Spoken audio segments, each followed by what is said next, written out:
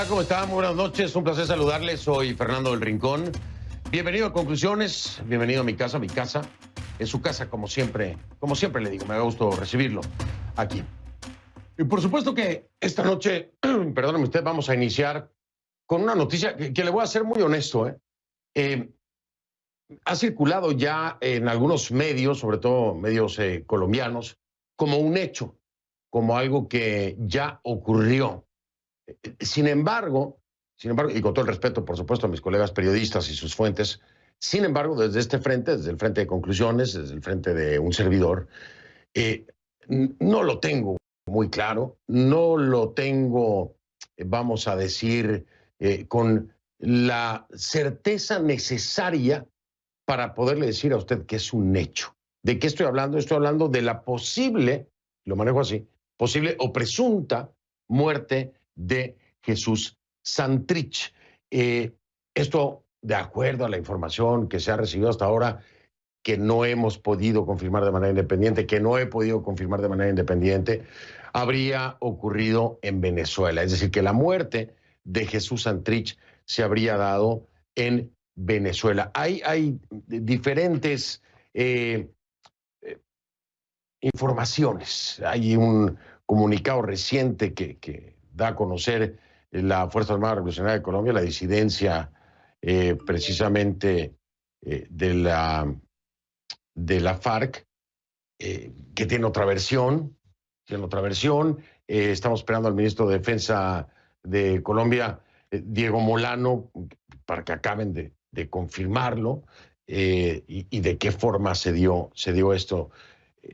Hasta ahora yo se lo tengo que decir muy honestamente y con toda la transparencia que siempre le digo las cosas, es que no le puedo decir con certeza que esto es un hecho consumado, que Jesús Santrich ha muerto en un presunto enfrentamiento. Esta es la información que hay ahora. Vamos a tratar de confirmarlo en el transcurso del programa. Vamos a tratar de escuchar una confirmación por parte de las autoridades colombianas. Por supuesto, uno está esperando que las autoridades, por llamarlas así, ¿no?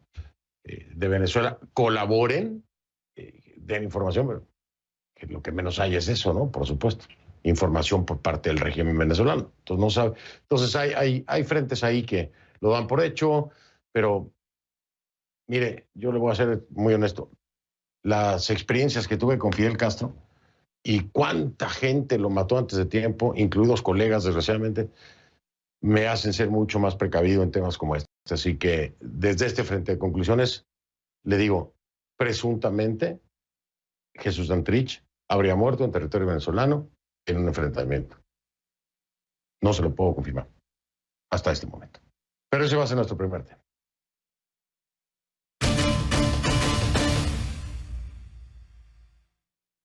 Le pido que a partir de ese momento entonces me acompañe con la etiqueta Conclu Santrich. El numeral es Conclu Santrich, el hashtag es Conclu Santrich. Recuerde que recibo todos sus comentarios a mi cuenta en Twitter, @soyfdelrincón, @soyfdelrincón. Conclu Santrich es la etiqueta.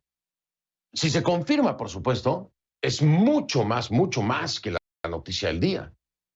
El ministro de Defensa, como le decía, de Colombia, Diego Molano, dijo este martes en una entrevista aquí en la cadena que investigan reportes que afirman que el dirigente de las Fuerzas Armadas Revolucionarias de Colombia, FARC, Seuxis Pausias Hernández Solarte, o alias Jesús Santrich, habría sido abatido en Venezuela.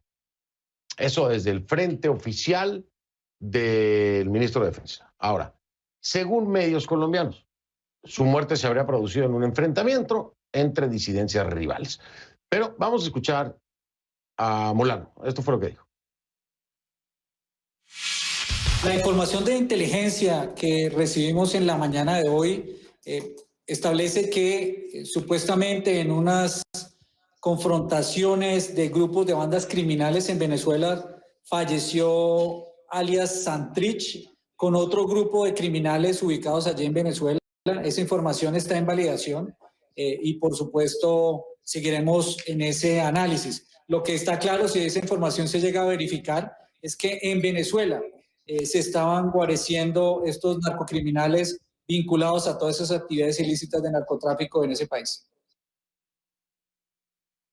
Ahora, por otro lado, la disidencia de las FARC, como ya le decía, publicó un comunicado en el que lamentan, lo voy a citar, esto es parte de lo que dice ese comunicado, dice, abro comillas, la triste noticia de la muerte del comandante Jesús Santrich. Dice también el comunicado que ocurrió en la zona de la serranía del Perijá, dentro del territorio venezolano. Ahora, se lo vuelvo a decir, lo quiero dejar bien claro. El Ministerio de Defensa de Colombia aún no ha podido confirmar oficialmente su muerte. Aún no. El régimen venezolano guarda silencio al respecto. Entonces, un comunicado de la disidencia de las FARC de Marquetalia sobre este tema, pues para mí, perdóname, pero no es suficiente. No es suficiente. Y no tengo otra fuente oficial. No tengo otra fuente oficial. Ni del lado colombiano ni del lado venezolano. Así que lo sigo manejando como un presunto. Hace menos de una semana, la Corte Suprema de Colombia avalaba la extradición de Jesús Santrich a Estados Unidos. Y de ahí es que lo tomo con pinzas, ¿no? Digo, ojo, no estoy diciendo nada más. No estoy diciendo nada más. Estoy dando un antecedente que es importante. Por este que hasta ahora es un misterio, pues, ¿no? Es un misterio. No hay confirmación oficial de autoridades colombianas, no hay confirmación o información de parte del régimen venezolano. Las FARC están diciendo esto, la disidencia de la FARC, y casualmente hace menos de una semana la Corte Suprema en Colombia avala la extradición de Santrich a Estados Unidos. ¿Se acuerdan? ¿No? El estira y afloja que hubo para que no fuera extraditado a Estados Unidos. Bueno, ya después, hace una semana, la Corte Suprema dice, bueno, ok, que se lo lleven a Estados Unidos. ¿Para qué? Para ser juzgado por supuestos delitos relacionados con el narcotráfico. ¿Qué es lo que pasa aquí cuando traen a un narcotraficante o a alguien investigado por narcotráfico? Pues pregúntenle al Chapo Guzmán, ¿no? ¿Cuántas veces se les escapó en México? Acá no se ha escapado nada. Digo, le doy este contexto para que lo tome en cuenta. No estoy diciendo ninguna otra cosa, pero téngalo aquí. Ahora, en ese momento su paradero era desconocido. La justicia colombiana autoriza la entrega de Santrich a Estados Unidos, pero no sabía dónde estaba. Y además era considerado un desertor armado, pues con el tema del acuerdo para la paz firmado entre el gobierno y las FARC. Porque, entre otras razones, las denuncias sobre tráfico de estupefacientes que le eran imputadas en Estados Unidos carecían de connotación política, según el comunicado oficial. El 30 de junio de 2019, Jesús Santrich abandonó el esquema de protección derivado del acuerdo de paz y actualmente pesa en su contra una circular roja de Interpol para su localización y detención en 194 países. Esto según la Policía de Colombia. A esto se le suma que desde 2020 enfrenta cargos en la Corte para el Distrito Sur de Nueva York por conspirar para cometer narcoterrorismo, para importar cocaína y también cargos asociados a armas de fuego. De hecho, el Departamento de Estado de Estados Unidos ofrecía, habrá que ver todavía, una recompensa de $10 millones por información que llevara a su arresto. Ojo, se lo vuelvo a decir, con toda esta información, todo este antecedente, todo ese bagaje, pues para algunas personas sería muy conveniente desaparecer, ¿no? Desaparecer. No estoy diciendo que así sea, ¿no? No estoy diciendo que así sea. Pero, quién sabe, ¿no? Quién sabe. Hasta, dicen por ahí, este dicho es una realidad contundente. Hasta no ver, no creer. En este caso, como periodista y como cadena, se lo tengo que decir. Hasta no tener una confirmación oficial del hecho, no lo podemos dar por sentado. No se debería dar por sentado, creo. Vamos a hablar sobre las teorías que hay, qué puede estar pasando, si es tal vez muy conveniente desaparecer por toda la situación legal que ya le expliqué, ¿no? Con mi invitado, el primero de ellos. Vamos para allá.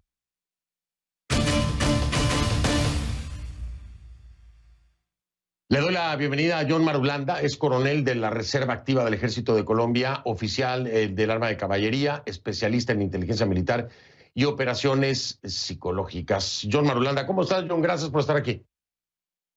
Fernando, buenas noches. Muchas gracias y comparto al 100% su razonable duda sobre lo que estamos viviendo de esta novela del señor Santrich.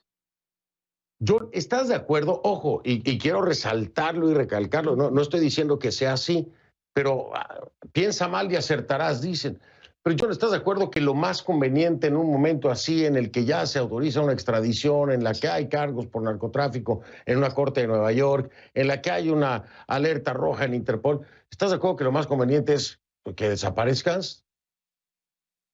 A ver, Fernando, permítame, usted con su duda de periodista, permítame plantearle la duda de nosotros los analistas de seguridad.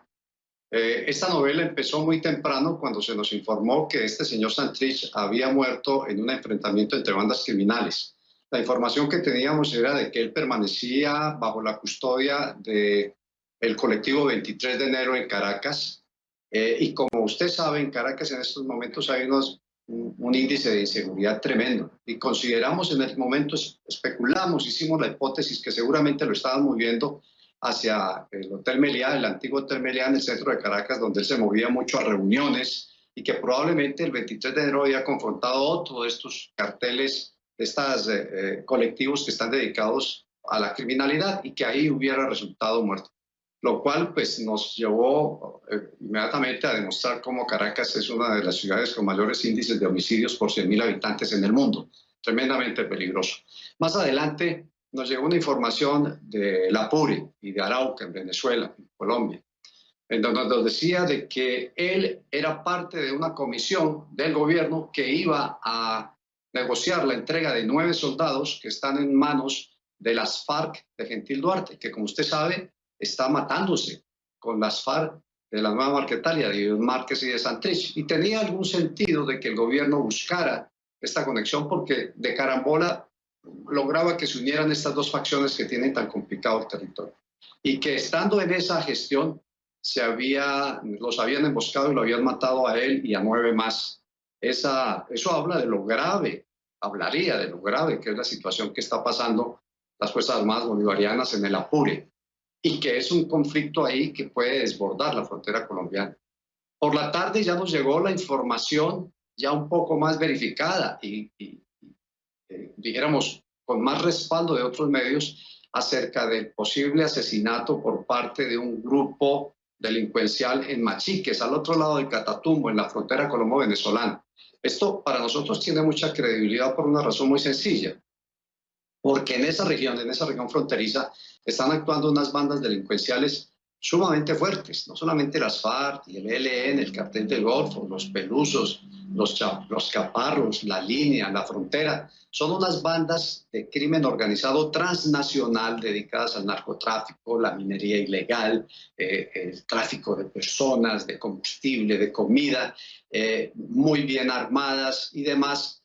Y ahí aparece el comunicado de las FARC que nos llevó a explorar esa hipótesis y darle credibilidad por algo que usted acaba de mencionar. Primero, hay una gran recompensa en efectivo por este señor. 10 millones de dólares no son despreciables, mucho menos para una banda criminal transfronteriza. Inclusive se podría pensar en que lo vendieron sus propios compañeros, porque cuando la revolución se mete a narcotráfico, ahí no hay lealtades ni moral. Fuera de eso de que le amputen un dedo, pues nos indica que necesitaban eso para verificar, comprobar la identidad de quien había sido neutralizado para cobrar la recompensa. El comunicado de las FARC habla de que fueron comandos colombianos. Eso no es creíble, se lo digo con conocimiento de causa. ¿Me escucha? ¿Por qué, John? ¿Por qué? A ver, perdón, y perdón que interrumpa, ¿no? Sí, pero sí. Para nuestra audiencia, porque esto último que acaba de mencionar John Marulanda es parte del comunicado que manda la Fuerza Armada Revolucionaria, la disidencia de la Fuerza Armada Revolucionaria de Colombia de Nueva Marquetalia, ¿no?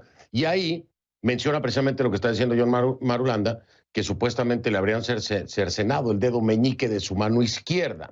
Pero aquí, y bien lo dice también John Marulanda, esto se lo atribuyen a comandos colombianos, ¿no? Y dicen que es una orden directa del presidente Iván Duque, en fin, que esto habría sido una operación coordinada del ejército colombiano, para poder dar con Santrich. Eso es lo que dice el comunicado de las FARC. Ojo, nada de esto se puede confirmar de manera independiente.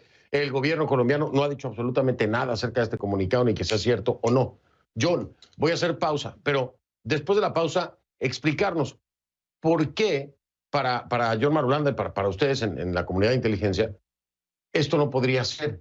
¿Por qué no existe la posibilidad de que en efecto haya sido una operación coordinada del ejército colombiano para dar con el paradero del objetivo, que en este caso es Jesús Santrich? Y John Marulanda nos explica, si usted me lo permite, después de la pausa. Es coronel de la Reserva Activa del Ejército de Colombia, además de inteligencia, en fin, ya usted lo conoce, se lo presenté hace un momento. Hago una pausa, regresamos. Y más adelante vamos a cambiar de tema, sigue siendo Colombia, pero hay un informe muy interesante.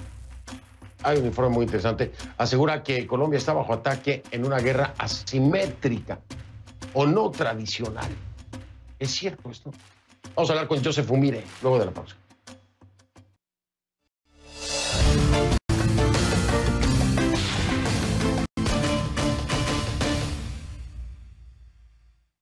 Continuamos con John Marulanda, coronel de la Reserva Activa del Ejército de Colombia, que me acompaña. Y estábamos hablando precisamente del comunicado que emite la FARC acerca de la presunta muerte de Jesús Santrich, que la atribuye a una operación conjunta, vamos a decirlo así, del Ejército colombiano.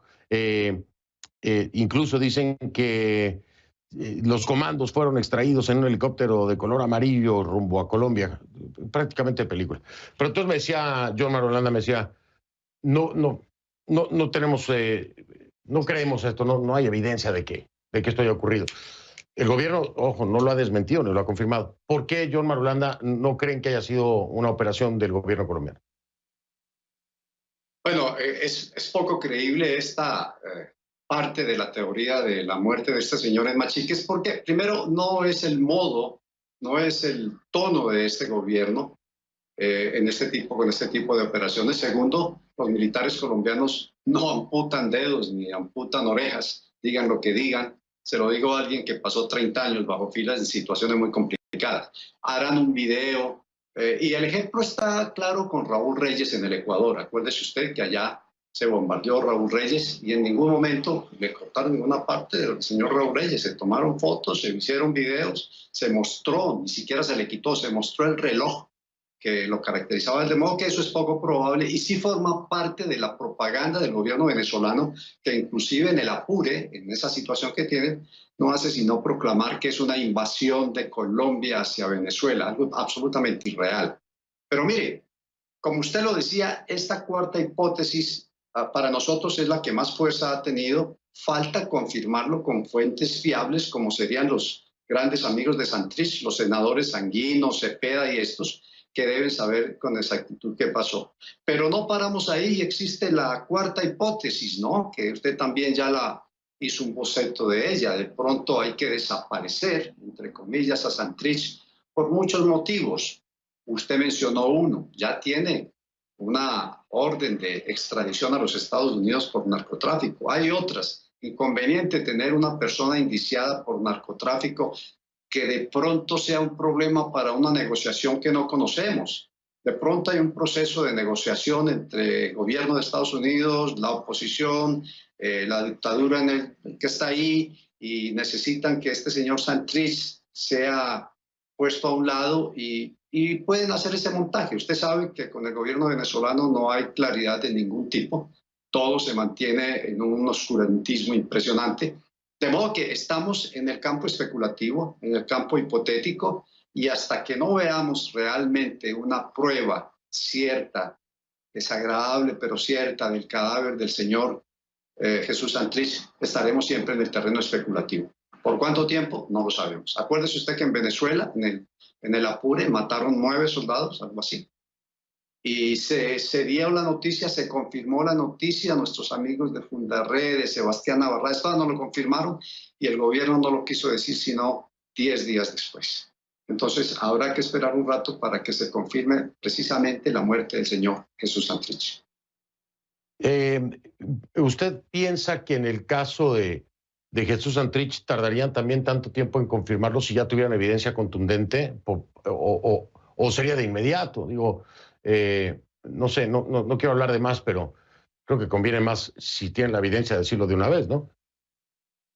Bueno, el contexto en el cual se mueve esta historia, esta novela, es un contexto complejo, usted lo sabe. Es un contexto de un gobierno que está muy enredado con su propio pueblo, un gobierno que decidió adelantar una guerra sin sentido en contra de una de las facciones de las FARC, que ha traído una gran desmoralización a sus hombres, un gobierno que está tratando de conseguir oxígeno que Rusia ya no le puede dar, que China no está muy interesada, que Irán está frotándose las manos a ver qué obtiene y que Cuba, por supuesto, está tratando de sacar las últimas gotas de sangre que le quedan a este país. Y fuera de eso tiene un vecino que es Colombia, ambos con la peor migración ilegal del mundo, ambos abatidos por una pandemia, Colombia con unos problemas serios que le va a hablar Joseph Unmiria ahora, y estoy de acuerdo con él. Colombia está bajo ataque en una guerra simétrica irregular. Entonces, en este panorama, en este contexto tan complejo, este tipo de noticias no creo que sean presentadas franca, abiertamente de una vez. Deben de estar analizando qué van a decir, cómo lo van a decir, si muestran, si conviene no mostrarlo, si mantengamos la incertidumbre, si dejemos que Fernando Rincón y John Marulanda especulen.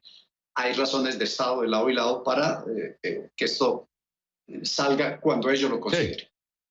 Sí, no, tiene toda la razón. De hecho, de entrada, cambia la agenda mediática. Cambia. La agenda mediática del programa hoy cambió. Cambió la agenda mediática para hablar de esto y se dejó hablar de otras cosas que se venían hablando de un lado y del otro. Estoy hablando de Venezuela, estoy hablando de Colombia. Pero efectivamente, lo dice muy claro. Lo tiene muy claro. Yo también. Oiga, me tengo que despedir, John. Es siempre un placer tenerlo aquí. Le mando un abrazo y cuídese mucho, por favor, que la cosa está complicada. Le mando un abrazo. Ándale, lo mismo para usted. Saludos a Joseph, por favor. Un abrazo. Claro, ya lo está escuchando Joseph, yo se lo paso de todas formas. Es John Marulanda, coronel de la Reserva Activa del Ejército de Colombia, quien me acompañó. Continuamos.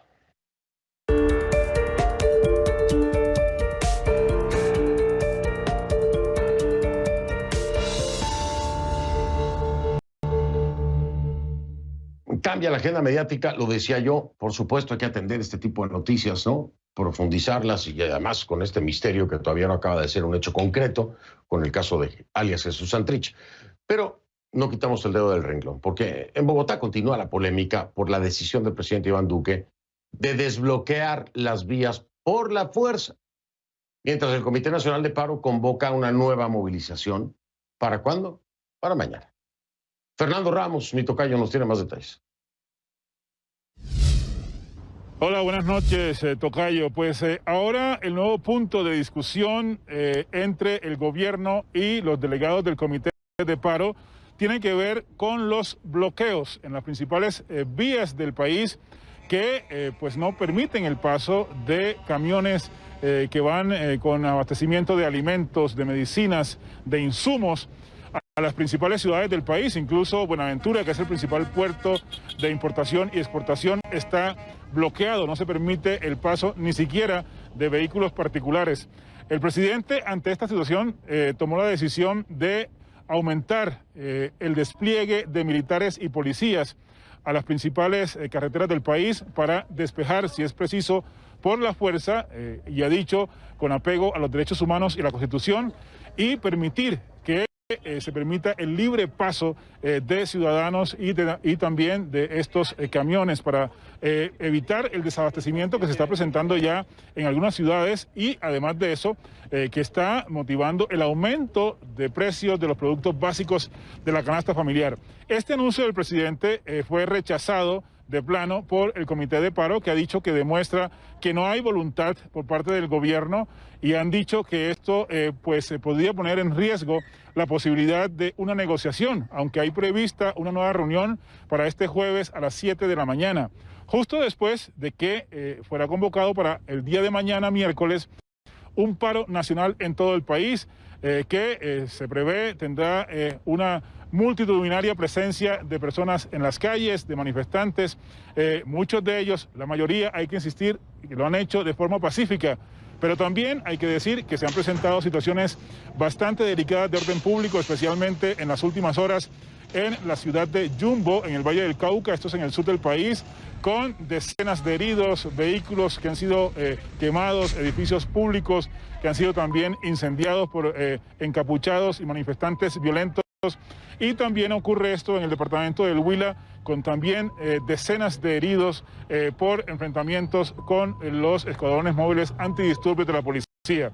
Así que en este ambiente se espera este paro para el miércoles, y también la Iglesia y la ONU están pidiendo a las partes que empiecen a ceder porque el tiempo apremia y la ciudadanía ya está pidiendo que se resuelva esto cuanto antes, porque hay cierres de empresas, despidos de empleados, y todo esto contribuye sin duda a más desempleo, que es quizá una de las también pandemias que enfrenta este país, además del COVID-19, Fernando. Así es, tocayo. Fernando Ramos con toda la información desde Colombia. Vamos a hacer una pausa. Al regresar, Colombia, ¿bajo ataque? Por supuesto que sí, está bajo ataque, pero ¿quiénes son? ¿De dónde salen todos estos violentos, delincuentes, esta gente repudiable? Hay un nuevo informe que asegura que Colombia está bajo un ataque en una guerra asimétrica. ¿Qué es eso? ¿Qué es una guerra asimétrica? ¿Quiénes podrían estar involucrados en esta guerra asimétrica? ¿Cuál sería el fin de una presunta guerra asimétrica? Todo eso se lo pregunto a Joseph Umire al regresar.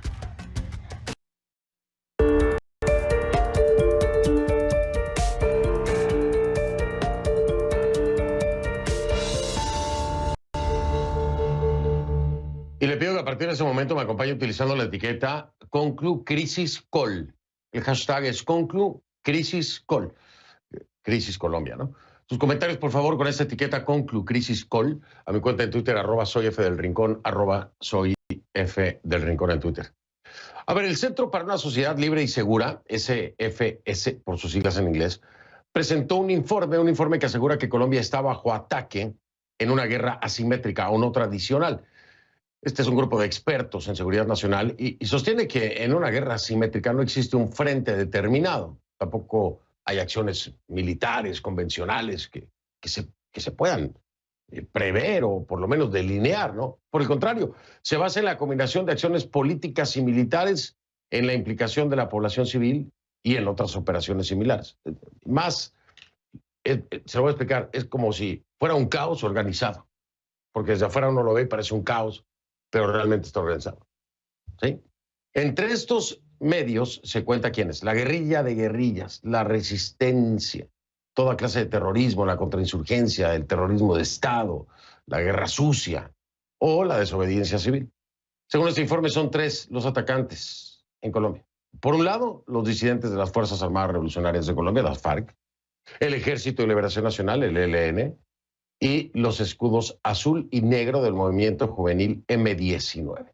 Las actuales protestas en Colombia, de hecho, han abierto una nueva oportunidad para estas organizaciones. Y por otro lado está también Venezuela. Está Venezuela. El gobierno de Iván Duque ha estado lidiando, como usted sabe, con una provocación por parte del régimen de Maduro desde que comenzó su mandato en agosto de 2018. El régimen de Maduro ha integrado la estructura de defensa de Venezuela con el ELN y las FARC disidentes, que se han convertido en grupos narcoterroristas binacionales. Y en último lugar, la desinformación extranjera en Colombia. A ver, esta coordinación, sin embargo, se encuentra en el ámbito cibernético, ¿sí? Desde territorios muy lejanos, distantes, se empiezan a enviar mensajes en redes sociales con el uso de bots, cuentas de troles, que exacerban las protestas, difunden narrativas falsas, provocan confusión, zozobra, rabia, enojo. Un error común es reciclar, repostear, retuitear videos de protestas que a veces son de otros países. Hay que tener cuidado, hay que verificar las fuentes. Y las presentan como si fueran imágenes de protestas actuales. Por supuesto, son escenas que a todas luces provocan reacciones muy intensas. No necesariamente, ojo, no estoy diciendo que no haya imágenes que provocan reacciones intensas que son reales y que han pasado en Colombia en estos días, no. Pero hay algunas que no lo son a veces y hay que tener cuidado. Vamos a hablar de todo esto, que es un escenario aterrador y complejo, con mi invitado esta noche.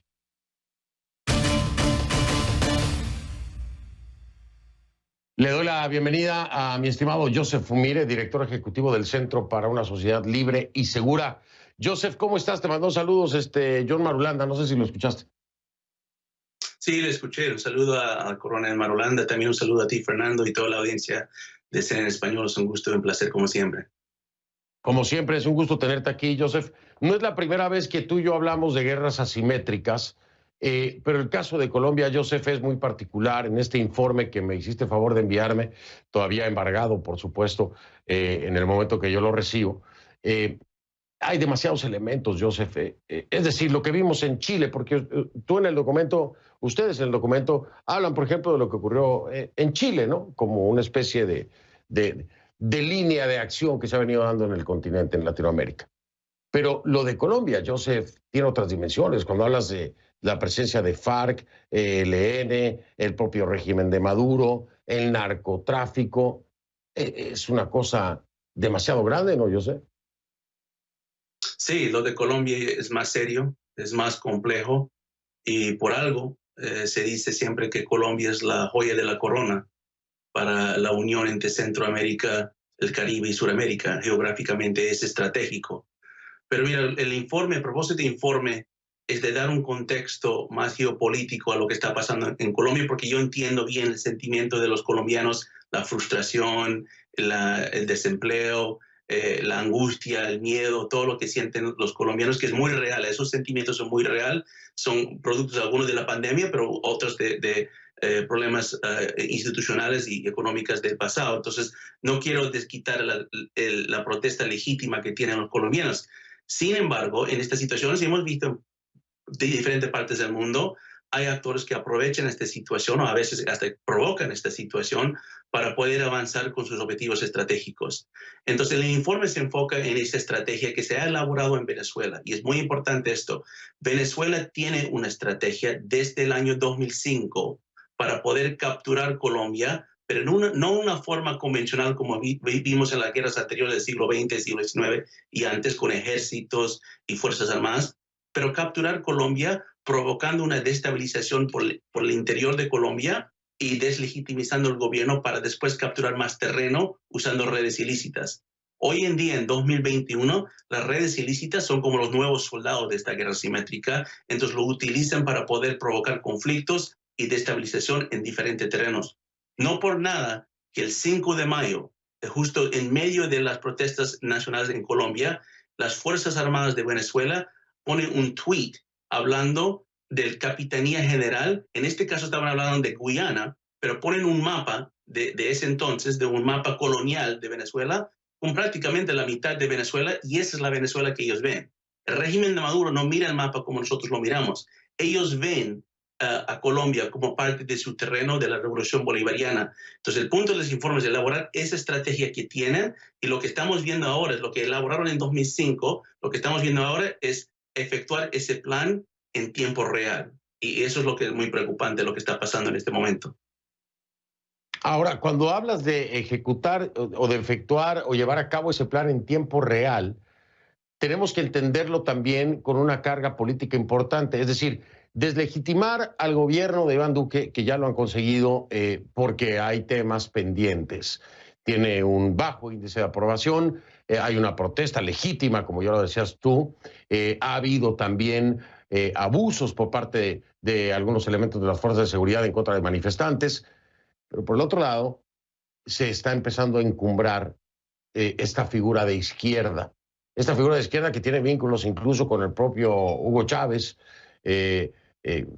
cuando estaba en vida. Y te estoy hablando, tú sabes de quién, de Gustavo Petro. El colocar a alguien de izquierda en el poder en un país como Colombia es pensar en ejecutar este plan. Sí, yo creo que es parte de este plan. Siempre hay la política. Mira, si vas a cualquier escuela de guerra en cualquier país occidental, en Europa, en Estados Unidos o en América Latina, lo que te van a enseñar sobre guerra es la guerra no es nada más y nada menos que imponer tu voluntad en otro. Y cuando hablas de guerra entre países y naciones, es tu voluntad política en otro.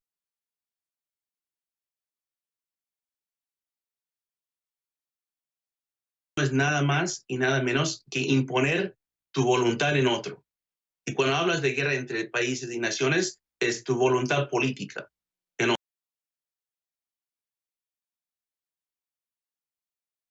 No tienes que imponer tu voluntad con fuerza militar, lo haces con mismo política. Entonces, hay un pensador muy famoso que se llama Karl von Clausewitz, todos los militares lo han estudiado, que dice que la guerra es nada más que la política por otros medios.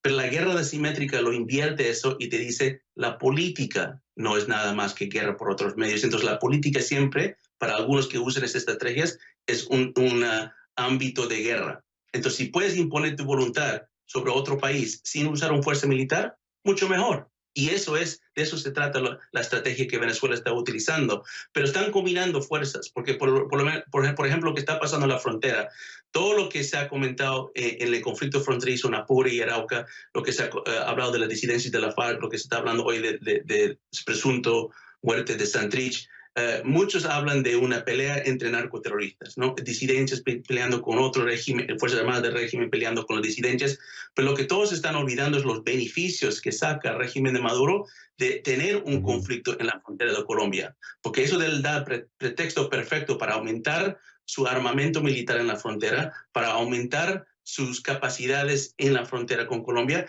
por una razón simple, para provocar una reacción de Colombia y su ejército para movilizar tropas en la frontera. La misma razón, te doy un ejemplo, la misma razón que quieren que la paro nacional, sí, lo que quiere el régimen es provocar un escalamiento de fuerza policial en la calle, es la misma razón que quieren provocar un escalamiento de fuerza militar en la frontera, porque así con mayor fuerza lo pueden deslegitimizar en la comunidad internacional.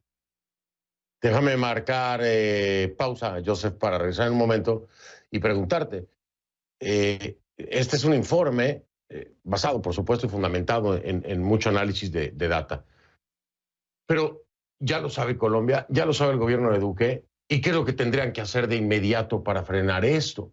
Porque si se sabe que hay una guerra asimétrica, si tienen la data, si tienen el aviso, ¿cuáles son los pasos a seguir? ¿Cómo se puede desarticular, desactivar una guerra asimétrica en un país? Me lo dices después de la pausa. Regreso con Joseph Fumire, director ejecutivo del Centro para una Sociedad Libre y Segura. Estamos hablando precisamente de un informe que han presentado. Ya ven. De vuelta con Joseph Fumire, director ejecutivo del Centro para una Sociedad Libre y Segura. Y Joseph, a ver, aquí hay un informe, si ustedes han podido hacer un informe sobre lo que está ocurriendo, en donde han determinado que hay una guerra asimétrica con todos estos elementos o participantes. Me imagino que el gobierno de Iván Duque, la inteligencia del gobierno de Iván Duque, debe de tener también muy claro. Y si no, bueno, pues tendrán información que ustedes mismos le suministren en caso de ser necesario. Pero ¿qué tendría que hacer el gobierno de Duque en este momento? ¿Qué podría hacer para desarticular una guerra asimétrica en territorio colombiano? Bueno, lo primero, Fernando, es que hay que entender que ahorita mismo el gobierno del presidente Duque está en plena crisis. Es muy difícil atender a todos los aspectos de esta guerra asimétrica en momento de crisis. Ahorita lo que tiene que hacer es atender a crisis. Pero va a haber momentos donde esto se va a descalar, ojalá, y va a haber un momento donde va a tener que recuperar. Y en ese aspecto yo creo que tiene que tomar mucho peso sobre dos temas. Uno es la desinformación. Parte de esta guerra asimétrica es la manipulación de la opinión pública y la habilidad de amplificar falsas narrativas que ayudan a deslegitimizar el gobierno y la comunidad internacional. Entonces, él tiene que trabajar ese tema muy fuerte. Y lo otro es también tiene que poner más peso en la diplomacia pública, porque una cosa que me llamó la atención es que mientras la crisis en Colombia está pasando, no ha habido ningún otro gobierno que he escuchado de la región que ha respaldado al presidente Duque y lo que está pasando en Colombia. Hoy en día, las democracias de América Latina y el mundo se tienen que unir, porque si no nos unimos, nos vamos a enfrentar más peligros, por lo que está pasando en Colombia va a pasar en otro país en pronto tiempo. Esperemos que ya lo hemos visto pasar en otros países. Me queda un minuto, Joseph. Yo creo que ya no nos da más que para preguntarte cuánto tiempo le das a esto, Joseph. ¿Crees que va a prosperar y va a ganar la guerra asimétrica o crees que haya capacidad del gobierno colombiano para frenarla? Brevemente. Mire, siempre se dice que toda estrategia solo aguanta la primera bala. En este caso, Colombia ya está en esta guerra. Yo creo que espero que lo va a poder sobresalir. Yo sé que hay mucha gente en Colombia, gente muy buena, como el coronel Marolando y otros que saben sobre este tema y ojalá van a ser escuchados para poder atender esta crisis. Yo espero que el presidente Duque sobresale esta amenaza porque lo que es mejor para Colombia es mejor para toda América Latina y el hemisferio occidental. Sí, por supuesto, y lo que menos queremos es el sufrimiento de tanta gente en Colombia, que esto ha sido sumamente doloroso. Joseph, muchas gracias. Gracias por compartir esta información siempre conmigo. Te mando abrazo, estamos al pendiente. Igualmente, gracias, Fernando. Gracias, Joseph Umire, director ejecutivo del Centro para una Sociedad Libre y Segura. Hago una pausa, regreso. Este miércoles, en Conclusiones, edición especial, vamos a analizar los efectos de las decisiones de Morena ante las elecciones intermedias. Por supuesto, el manejo de la pandemia como parte de las fracturas de Morena, ¿no? Economía, migración, lucha contra el crimen organizado.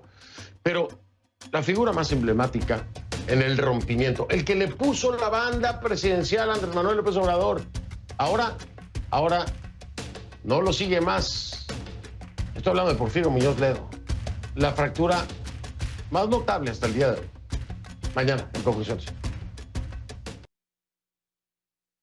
Soy Fernando del Rincón, gracias por haberme acompañado y pues lo espero mañana, ¿no? Pásenla bien.